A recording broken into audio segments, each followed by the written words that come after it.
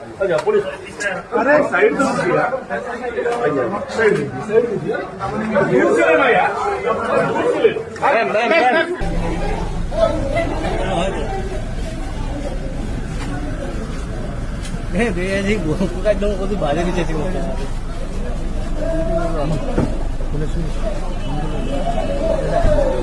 Hi friends, வணக்கம். Welcome back to Tamil Mithran.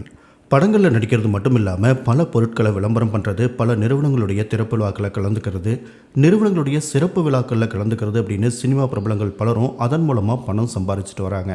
பெரிய நடிகர் நடிகைகள் மற்றும் பிரபலங்கள் மிகப்பெரிய ஊழல் நிறுவனமாக இருந்தாலும் அதை தங்களோட பாப்புலாரிட்டி மூலமாக மக்களை இன்டைரக்டாக நம்ப வச்சு விளம்பரம் பண்ணி தராங்க. பணத்தை பெருக்க நினைக்கிற மக்களும் அதை சுலபமாக நம்பி ஏமாந்துடுறாங்க. தற்போது நடிகைகள் தமன்னாவும் காஜல் அகர்வாலும் நாடு முழுசும் 200 கோடிக்கும் அதிகமாக ஊழல் பண்ணியிருக்கிற மிகப்பெரிய நிறுவனத்துக்கு ஒரு பிராண்ட் அம்பாசிடர் மாதிரியும் நிறுவனத்துடைய பங்குதாரர் மாதிரியும் செயல்பட்டு வந்ததால் மிகப்பெரிய சிக்கலில் அவங்க மாட்டியிருக்காங்க. தமன்னா பொறுத்த வரைக்கும் ஏற்கனவே 2 வருஷத்துக்கு முன்னாடி இதே கேஸில் போலீஸ் விசாரணை வரைக்கும் போயிருக்காங்க. மேலும் அவங்க ஐபிஎல் போட்டிகளை ஸ்ட்ரீமிங் பண்ண ஸ்கேம்லையும் கைது வரைக்கும் போயிருக்காங்க.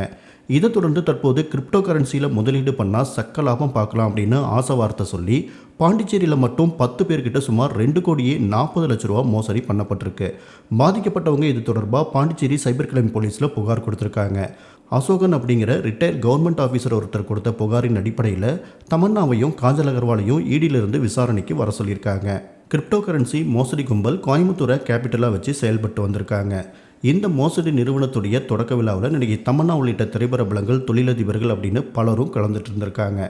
இந்த நிகழ்ச்சி முடிஞ்சு 3 மாதத்துக்கு அப்புறமா மகாபலிபுரத்தில் இருக்கிற தனியார் ஹோட்டலில் நடந்த நிகழ்ச்சியிலையும் நடிகை காஜல் அகர்வால் கலந்துட்டு இருக்காங்க.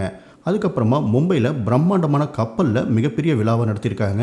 அதுலேயும் தமன்னா, காஜல் அகர்வால் கலந்துட்டுருக்காங்க. இதில் 1000க்கும் மேற்பட்டவங்க கலந்துட்டுருக்காங்க. இதுக்காக தனியாக வசூல் பண்ணியிருக்காங்க அந்த மோசடி கும்பல்.